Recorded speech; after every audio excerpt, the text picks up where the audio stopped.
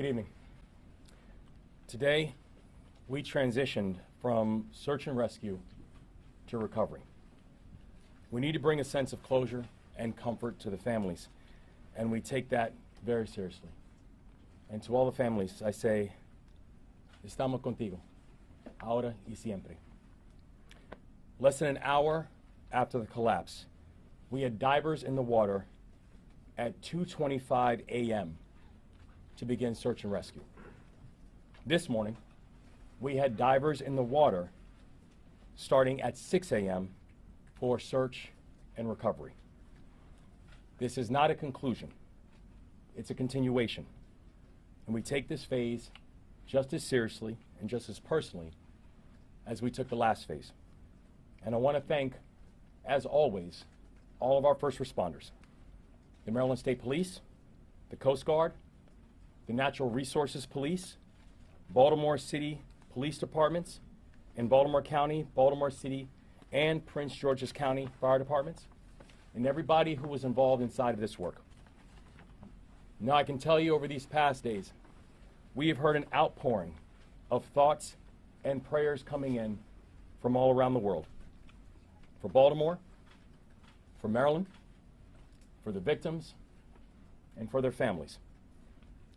And to everybody who is sending out those prayers, I want to say that we have felt them, and we've been comforted by them. To everybody who has shared kind words, we want to say that we appreciate the words and the kind gestures that you have shown.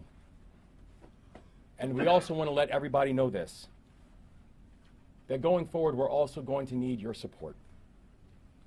The collapse of the Key Bridge is not just a Maryland crisis. The collapse of the Key Bridge is a global crisis.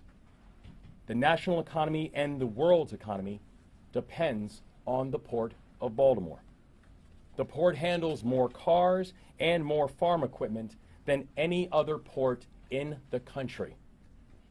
Last year alone, the port handled $80 billion of foreign cargo, the largest in the country.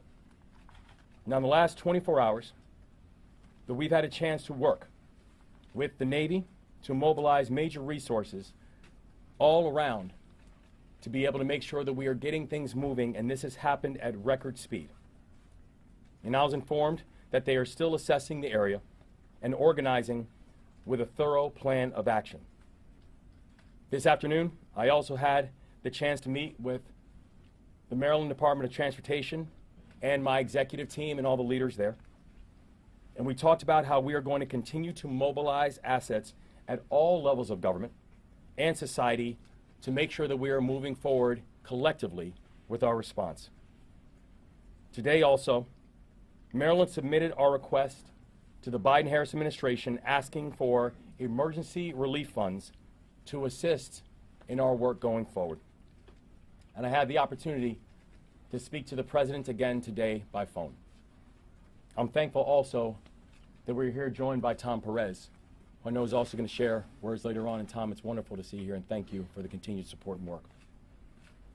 So the thing we know is this. I do not know at this point what the total costs are going to be. I do not yet know what the full timeline is going to be. But the thing that I do know is that the task in front of us, it will be real, it will be daunting. But despite this task ahead of us being daunting, I can tell you right now, our resolve is unshaken. We will get to completion. We will do it together. This work will take time, but we are going to make sure that we are going to leave no one behind. We are going to take care of our people. At least 8,000 workers on the docks have jobs that have been directly affected by the collapse. We need to make sure we're supporting them in this moment, and we need to make sure that we are getting them back on the job. And the same goes for many others that have been affected by this crisis, both directly and indirectly. We are going to move forward together because that's what we do. Because we are Maryland tough and Baltimore strong. I will now turn it over to Colonel Butler from the Maryland State Police for updates. Thank you, Governor. I'm Colonel Roland L. Butler, Jr., Superintendent of the Maryland Department of State Police. This morning, as the Governor said, we moved from search and rescue to search and recovery. The Maryland State Police, along with the underwater recovery teams, supported by state, local, and federal partners, made a tragic finding.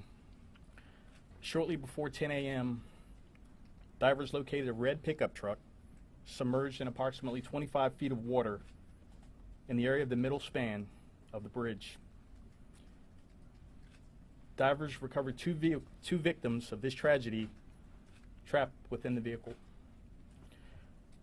The victims were identified as Alejandro Hernandez Fuentes, 35 years old, of Baltimore, and Dorlian Ranial Castillo Cabrera, 26 years old, of Dundalk.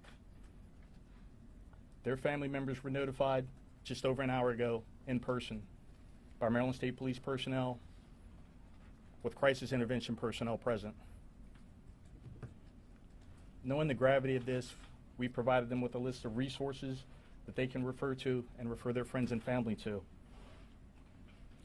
At this point, based upon the conditions, we're now moving from a recovery mode to a salvage operation. Because of the superstructure surrounding the vehicle, what we believe are the vehicles, and the amount of concrete and debris, divers are no longer able to safely navigate or operate around that. We have exhausted all search efforts in the areas around this wreckage, and based on sonar scans, we firmly believe that the vehicles are encased in the superstructure and concrete that we tragically saw come down. At this point, as this moves to a salvage recovery effort, the Maryland State Police will continue to support the Unified Command as the salvage assessment phase takes place, and the U.S. Coast Guard will brief you additional information regarding what to expect and possibly how long this could take. But I'll tell you now, there's no definitive timeline on this. Please be patient. Please keep the family members in mind. In coordination with our FBI partners, we've determined the countries of origin of those that are presumed deceased to be Mexico, Guatemala, El Salvador, and Honduras. The notifications to these individuals' family members and loved ones outside of the United States is being handled by the Federal Bureau of Investigation in accordance with their established protocols. Again, I encourage you all to think about these people and those that they love and they lost. They're going to need your love and support. Now hand it off to the Admiral. Good evening. My name is Rear Admiral Shannon Gilreath. First, I want to say our deepest condolences and sympathy go out to the families of the impacted individuals.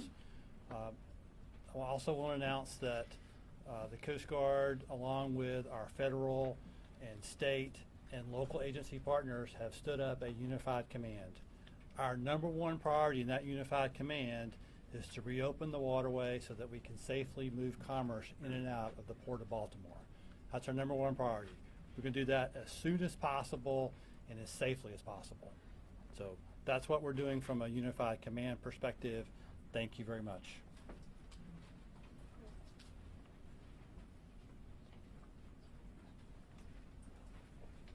Good evening. I'm Paul Wiedefeld, Secretary of Transportation.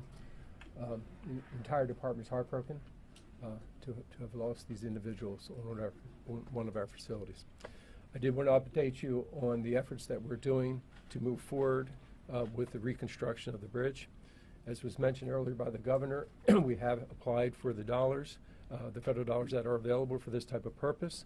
I sent a letter earlier this morning. I just got off a phone call with the Federal Highway Administrator on the process that we're moving forward. We intend to receive some additional federal dollars very quickly to start that process, and then we will come up with a design for the replacement of that bridge as quickly as possible to get the port back up and the community back up and running. Thank you.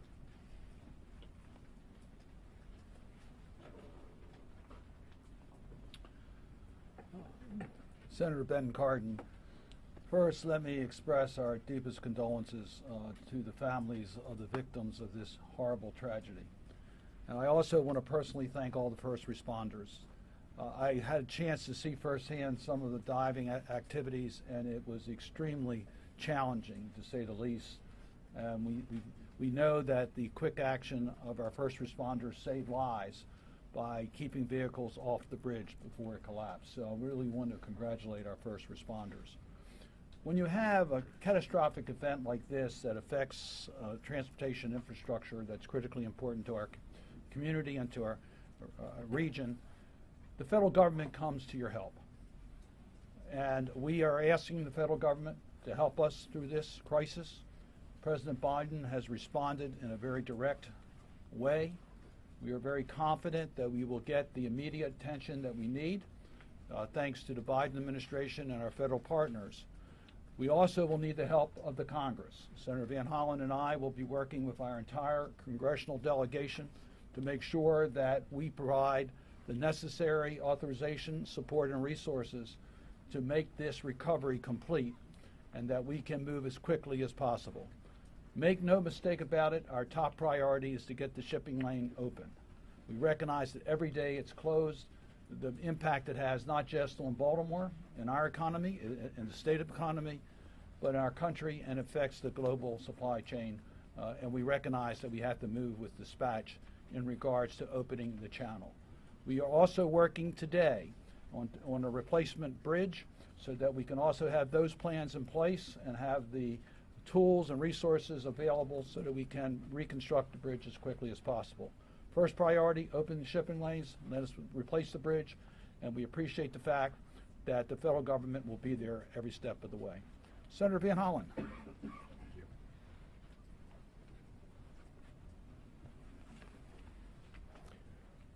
I want to start where the governor and Senator Cardin and others did by saying to the families of the 6 that we lost in this tragic accident that our hearts go out to you, and we as the Maryland family will do everything we can to provide you with the resources that you need in this very difficult time. It's also a solemn reminder of both the contributions and the sacrifices that our immigrant families make in our community and around the country. And I also want to thank the first responders for, first of all, the search and rescue operation, and now the recovery operation. Thank you all for the hard work that you're doing.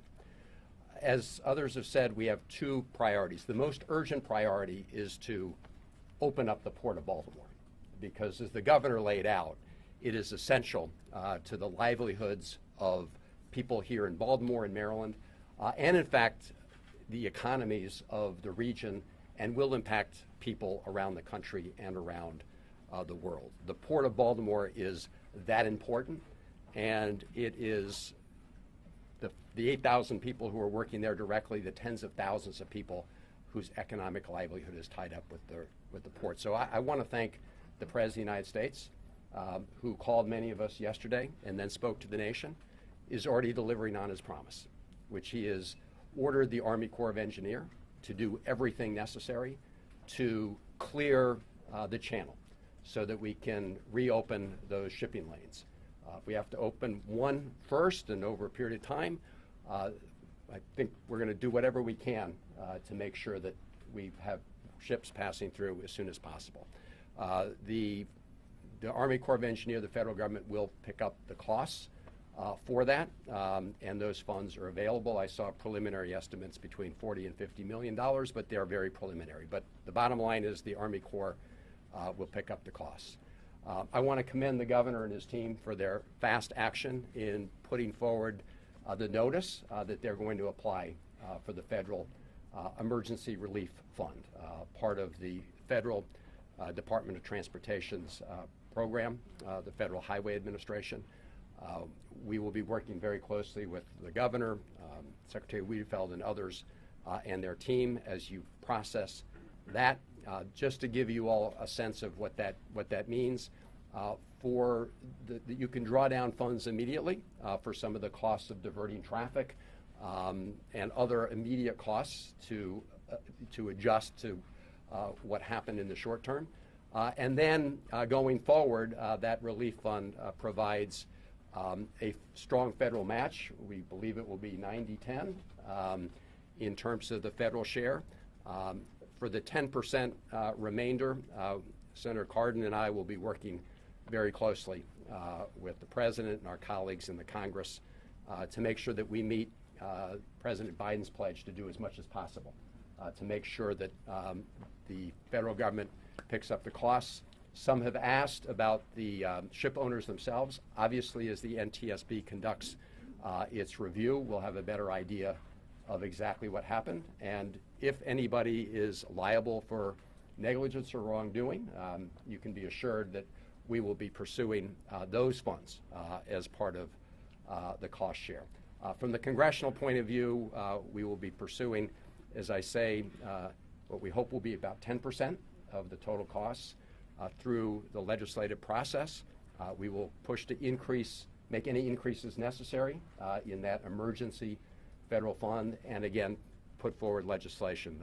Senator Cardin and I are in the process right now of reaching out, putting a phone call into Speaker Johnson because we think that this is something where Americans should come together. This should not be a question of Republicans or Democrats. This is an American challenge. We are a great American city here in Baltimore, and we're hoping that all of our colleagues will come together and join us in making sure we rebuild the bridge, because as the governor said, we do this together, and we hope that will also be true in the United States Congress. So thank you to everybody who's been part of this. I'm now going to turn it over to the mayor of to Tom Perez, another great Marylander who is now at the White House doing wonderful work with the president. Tom Perez. Thank you so much. Good evening. My name is Tom Perez, and I have the privilege of serving as a senior advisor to President Biden. And President Biden, like the nation, grieves for these victims. And he is no stranger to tragedy in his own family. And Governor, thank you so much for your leadership throughout this challenging situation. It's been steadfast, and it has been remarkable. We are all in this together. When President Biden first heard about this yesterday morning, he summoned everyone who had a relevant stake in the game to come together to make sure that every federal resource was put to bear. So we see the Coast Guard, we see the Army Corps, we see the National Transportation Safety Board, we see the Department of Labor. The President directed us to make sure that we are doing everything possible. Success occurs when everybody is working together. And that's exactly what is happening here. I met with the families earlier today, and it is really, really tragic. And we will get through this. We have no doubt about it. And the President has directed us to move heaven and earth. Those aren't my words, those are his words. To make sure we are helping the remarkable people of the great state of Maryland to move forward. And we will indeed, Governor, I can inform you with confidence that we will process your request promptly because the situation calls for prompt action. Déjame hablar poquito en español, porque las víctimas son latinos. Me llamo Tomás Pérez, yo trabajo por el presidente Biden. Hoy es un día muy, muy triste para nuestro estado y nuestro país.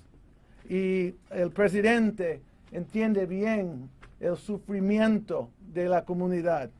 Y el presidente en la dama primera, las oraciones de ellos son con la familia de las víctimas. Presidente Biden entiende bien la necesidad de construir la puente, de construir oportunidad para todos los residentes de Maryland y vamos a trabajar juntos en esta causa. We will continue this work, whether it's the Department of Labor, whether it's our colleagues who are here today. We will do that together because that is what teamwork is about. Thank you for being the captain of the team, Governor, and we will continue to move forward. And speaking of other members of the team, it's an honor to present to you the mayor of the great city of Baltimore, Brandon Scott.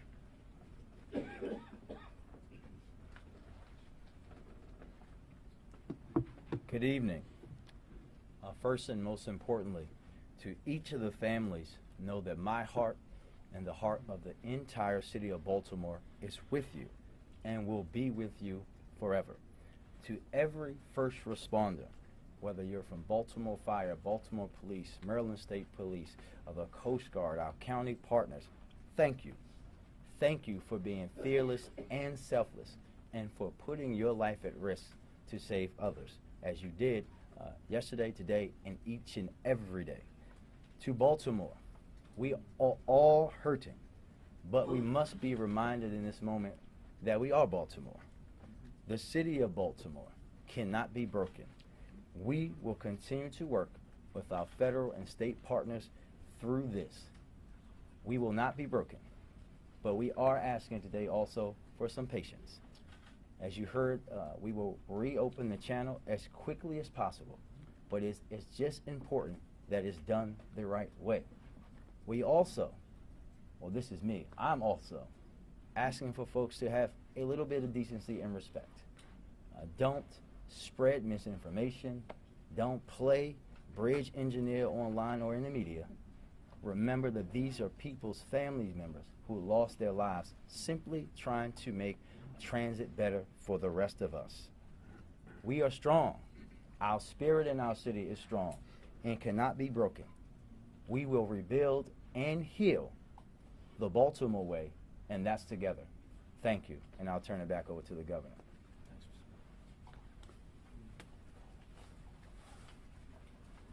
Thank you all. I'm going to take some questions. Start with Aaron Cox in the front. Hi, sir. We've heard a lot of reports that the ship had engine failure before it got to port. There were some problems as well as at port. What do you know about the state of the ship as it was pulling out right before it hit that bridge? We're still under investigation as to what exactly happened, and we don't have a declarative answer as to why there was power challenges and power issues. The thing that we do know is that we have documented that there were power challenges as the freight was coming up on the bridge, and when the Mayday call was coming in, the Mayday call came in because of the power issues and the lack of ability to steer the vessel. Can I follow up? Yeah, I just wanted to follow up on that and say, by power challenges, do you mean reports that it lost power before it even left the port? And can possibly Secretary Wiedefeld, can you confirm that one of the two people rescued yesterday was a state inspector?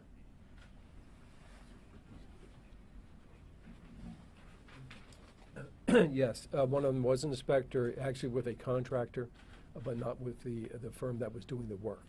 I'm sorry. It was a engineering firm, and not the people doing the work on the bridge. Contracted by the state. Yes, but not a state employee. Bronner, right? With Bronner Builder.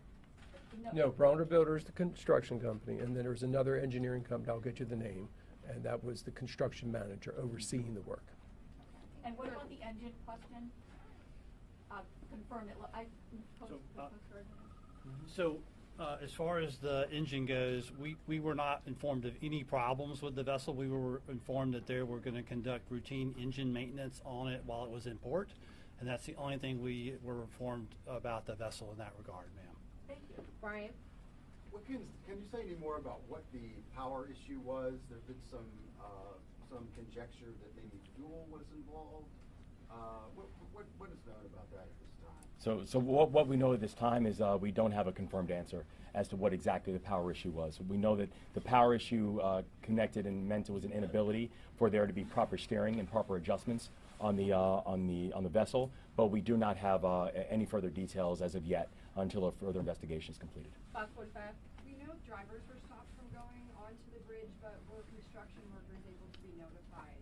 Yes, so the first responders who, again, were really moved heroically after the first Mayday was called, were able to both move towards keeping additional cars from coming on the bridge, and also begin to notify some of the workers and people on the bridge that they needed to move off the bridge. In fact, one of the survivors who I had the opportunity to speak with, one of the things he mentioned to me was as he was moving off of the bridge and literally saw the bridge fall right after he moved off, it was because it was a first responder who was telling him to move off of the bridge. I'm sorry, how did that communication happen? This is the first I've heard of it. How were they able to communicate with the crew? Was it on the other radio channel? Well, with the first responders, when they were first responding and they began to move and to keep cars from coming on, they were also notifying people on the bridge they need to move off the bridge. Yeah, but how? The question. How did they notify them? Cell phone, radio? Well, I think we'll find out by investigation what exactly happened. I know that the one person I spoke with, he said it was audibly that the officer was telling him to move off. All right, we're gonna move on ABC 7. Well, I was essentially going to ask that same question, just to confirm that there were efforts made. All right. They were, Brad, yes. Cassandra, Yeah, 12%. Do you support the proposed Port Act in spite of the state's current fiscal situation? I've not gone through the Port Act in detail. The thing that I know is that we will work in coordination with the General Assembly with a response. We will work with we're thankful for the work that we're happening on the federal side of a federal delegation and our partners in the White House on it as well. And we know the response that we are going to have as a state is one that needs to be coordinated and one that we are going to do and make together. all right, right here. Can you confirm that the two people that were recovered today were some of the construction workers that were part of the crew? And can you also give us a timestamp for when divers had to come out of the water today? Obviously, the water was terrible, or the weather was terrible. Yeah, I can speak to the first question, and Admiral or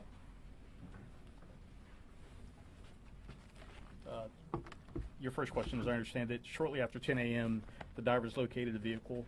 It took them a while to secure that vehicle properly, place airbags around the vehicle.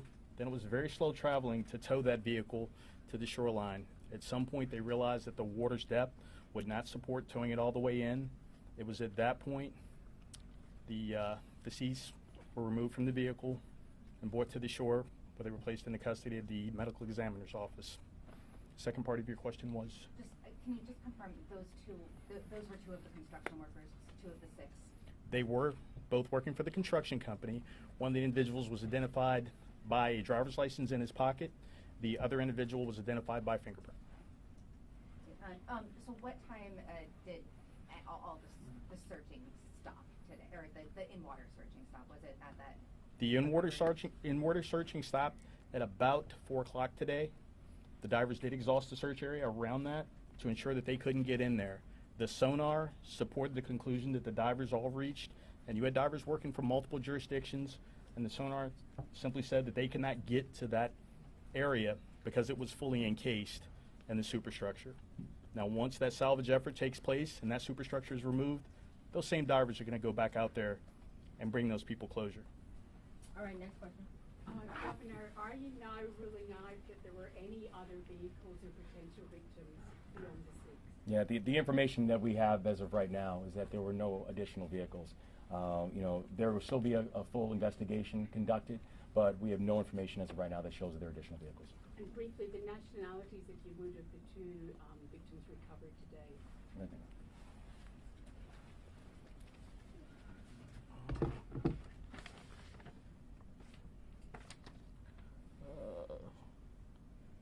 This shows Mr. Alejandro Hernandez Fuentes, lived in Baltimore, but was from Mexico. And Mr. Cabrera is from Guatemala. Can you just spell those names as well as I ask? Yeah. Thank you, sorry. Which one would you like first? Alejandro? Sure. Alejandro. The middle is Hernandez. Hernandez. Last name of Fuentes. Fuetes. Your second victim. First name spelling Dorlian. His two middle names Ronial. The next is Castillo, Castillo, and the last of Cabrera, Cabrera. And if you are missing those names, we will get that to you afterwards if you did not get that. We'll take ABC News. We'll take 2 more questions after that. Do we have any updates on the medical condition of the survivor who was hospitalized? The survivor who was hospitalized was released earlier today. All right, next question. Has that person been interviewed, and what kind of interviews do you expect what kind of information do you expect to need to get from that person? Obviously, we're looking for any information pertaining to this tragedy. He has been interviewed. There will probably be follow-up interviews conducted by the Maryland State Police and NTSB, as well as federal partners. Have you learned anything in those that you think is important to what happened in the moments before?